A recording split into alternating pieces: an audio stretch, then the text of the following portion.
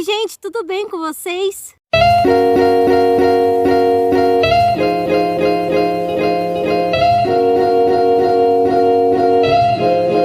Bom, pessoal, sejam bem-vindos a mais um estudo de João. Então já pegue sua Bíblia, tá bom? Já pegue uma agenda ou um caderno, pegue sua caneta, seu lápis ou sua borracha, tá bom? Para você já estudar juntamente comigo aqui, tá bom? Mas antes da gente começar o vídeo, deixa seu like, tá bom? Que ajuda muito aqui no canal. Aí compartilha esse vídeo com algum amigo, algum familiar seu. Comenta aqui embaixo o que você achou do vídeo. E aí se inscreve aqui no canal, tá bom? E aproveita e ativa o sininho para você não perder nenhum vídeo, beleza? Bora estudar a Bíblia agora.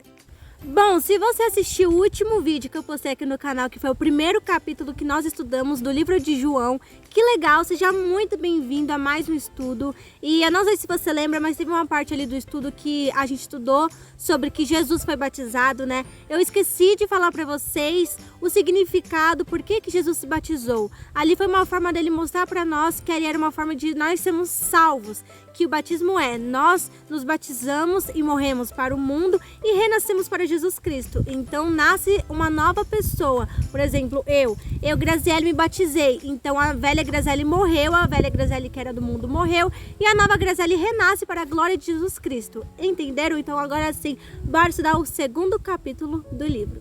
Bom, pessoal, vamos começar lendo as bodas em Caná da Galileia. Bora lá.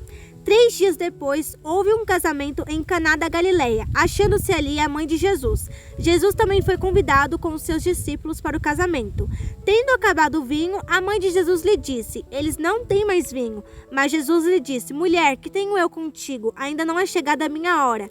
Então ela falou aos serventes: fazei tudo o que ele vos disser. Estavam ali 6 talhas de pedra que os judeus usavam para a purificação, e cada uma levava 2 ou 3 metratas. Jesus lhe disse: enchei de água as talhas, e eles as encheram totalmente. Então lhes determinou: tirai agora e levai ao mestre-sala. Eles o fizeram.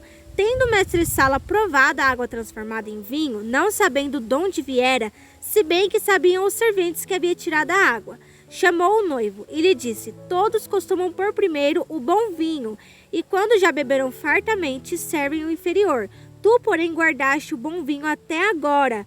Com este deu Jesus princípio aos seus sinais em Caná da Galileia. Manifestou a sua glória e os seus discípulos creram nele. Depois disso, desceu ele para Cafarnaum, com sua mãe, seus irmãos e seus discípulos, e ficaram ali não muitos dias. Bom, houve um casamento em Caná da Galileia, como a gente já lemos, e Jesus e seus discípulos foram convidados para esse casamento. Mas no casamento acabou o vinho, e então a mãe de Jesus foi e falou para ele: acabou o vinho. Então ela falou assim: acabou o vinho do casamento. E então Jesus falou para ela: mulher, o que tenho eu contigo? Ainda não é chegada a minha hora. E então a mãe de Jesus foi falar com os serventes, porque ela foi falar que tudo que Jesus disser para eles fazerem, que era para eles fazerem, porque também ela já, como a gente já leu, ela já tinha falado para Jesus que o vinho tinha acabado, e então ele falou: mulher, o que tenho eu contigo? Ainda não é chegada a minha hora. Vamos ler agora 3 versículos, o 6, o 7 e o 8. Estavam ali 6 talhas de pedra que os judeus usavam para as purificações, e cada uma levava 2 ou 3 metratas. Jesus lhe disse: enchei de água as talhas, e eles as encheram totalmente. Então lhes determinou: tirai agora e levai ao mestre-sala. Eles o fizeram. Então, como vocês podem ver, os serventes obedeceram tudo que Jesus havia falado, e no momento em que Jesus falou que era para levar aquele vinho que tinha sido transformado da água para o mestre-sala provou aquele vinho, porém ele não sabia que tinha sido transformado da água, mas os serventes sim. Mas aí ele achou, na hora que ele provou, ele achou que tinham guardado aquele vinho desde o primeiro momento da festa. E então foi nesse momento em que chamaram o noivo. Eles explicaram que o costume deles era beberem do bom vinho, e aí quando todo mundo já estivesse farto, eles iam e serviam o vinho mais inferior. E então eles ficaram surpresos e falaram que eles haviam guardado do bom vinho até aquele momento. E o que nos leva a pensar e entender sobre tudo isso, e até mesmo refletirmos, é que esquecemos às vezes que cremos num Deus vivo, que pode tudo e que trabalha, que transforma a nossa vida de maneiras que nós nem imaginamos. E no momento em que nós pensamos que já não tem mais jeito, que está tudo perdido, Aí Jesus vem, chega e muda a nossa história, transforma a nossa história de uma forma que ninguém imagina e ninguém acredita de que forma que aquela história mudou. Aí é Jesus que está operando milagre em nossas vidas. E faz muito melhor do que imaginamos. Bom, só lembrando que esse foi o primeiro milagre que Jesus operou, que foi de transformar da água para o vinho. Bom, e depois que Jesus manifestou a sua glória ali naquele lugar, depois que os discípulos viram que Jesus fez aquele milagre, eles passaram a crer em Jesus. Bom, depois Jesus desceu para Cafarnaum juntamente com a sua mãe, seus irmãos e os discípulos, mas não ficaram muitos dias ali. Bom, agora vamos ler a parte onde Jesus purifica o templo.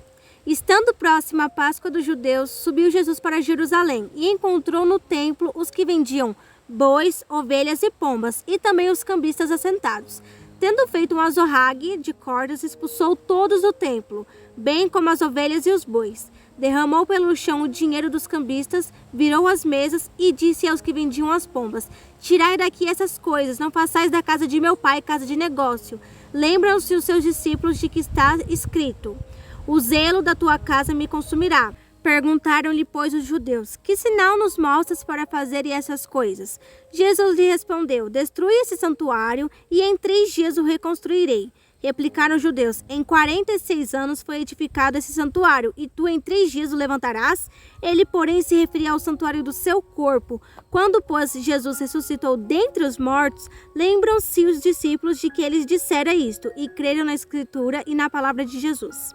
E então, quando Jesus chegou no templo e viu ali aquelas coisas, aquelas pessoas vendendo as coisas, fazendo vendas dentro do templo de Deus, aí ele foi e expulsou todo mundo, derramou o dinheiro dos cambistas, porque estavam fazendo vendas dentro do templo de Deus. Porque não era para ficar fazendo aquelas coisas dentro da casa de Deus. A casa de Deus não foi feita para ficar fazendo vendas e negócios. Não foi feita para que as pessoas ficassem vendendo ali as suas coisas. E sim foi feita para ser um templo de adoração a Ele. Então, quando Jesus falou: Destrui este santuário e em 3 dias o reconstruirei. Replicaram os judeus: Em 46 anos foi edificado este santuário. E tu em 3 dias o levantarás? Ele, porém, se referia ao santuário do seu corpo.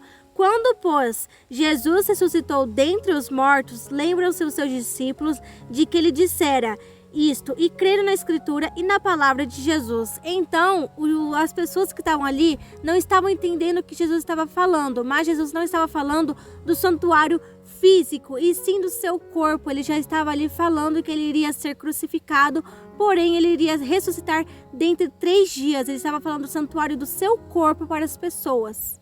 Bom, eu não sei se vocês sabem, mas o nosso corpo é templo do Espírito Santo. O nosso corpo pertence a Ele. E eu vou provar para vocês que o nosso corpo é templo do Espírito Santo. Então, por favor, abra sua Bíblia em 1 Coríntios 6:19. Acaso não sabeis que o vosso corpo é santuário do Espírito Santo, que está em vós, o qual tendes da parte de Deus, e que não sois de vós mesmo? Então aqui está falando que o nosso corpo é santuário do Espírito Santo e que não pertence a nós mesmos, e sim a Ele. E então, quando Jesus ressuscitou dentre os mortos em 3 dias, os discípulos lembraram do que aconteceu e aí creram na Escritura de Jesus. E então vamos ler agora a última parte, que é do versículo 23 ao 25. Muitos creem em Jesus. Estando ele em Jerusalém durante a festa da Páscoa, muitos, vendo os sinais que ele fazia, creram no seu nome. Mas o próprio Jesus não se confiava a eles, porque os conhecia todos e não precisava de alguém que lhe desse testemunho a respeito do homem, porque ele mesmo sabia o que era a natureza humana. E então, como se diz aqui na palavra de Deus, durante a festa da Páscoa, Jesus estava ali e ele estava fazendo sinais, e então as pessoas começaram a crer nele. Porém, Jesus não se confiava àquelas pessoas porque ele já sabia bem qual era a natureza humana. Então, ninguém precisava ficar falando do que a pessoa fazia ou dos seus comportamentos, porque Jesus já conhecia bem o coração daquelas pessoas. Jesus já conhece bem a natureza humana. Ninguém precisava ficar falando um do outro ali para Jesus, porque Jesus já conhecia muito bem. E isso lembra um ponto muito importante, que se você ficar falando da vida do seu irmão para Deus toda hora, não precisa. Jesus já sabe o que aquela pessoa passa, o que aquela pessoa faz, qual é o comportamento daquela pessoa. Jesus já sabe o que se passa no coração daquela pessoa. Não precisa você ficar falando e ficar falando toda hora daquela pessoa para Jesus, porque Jesus já sabe o que acontece na vida daquela pessoa e também já sabe o que acontece na sua. Então, só um recado, para de ficar falando da vida dos outros e vai olhar um pouco a sua vida, porque às vezes a gente olha tanto a vida do outro e esquece de ver o que acontece no nosso coraçãozinho.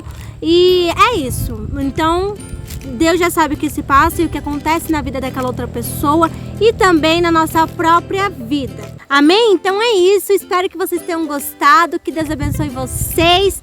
E, gente, compartilha esse vídeo com algum parente ou amigo de vocês, tá bom? Comenta aqui embaixo o que você achou do vídeo. Não esquece de deixar o seu like, tá bom? Porque é muito importante para o desenvolvimento do canal. Um beijo, que Deus abençoe vocês e até o próximo estudo. Tchau!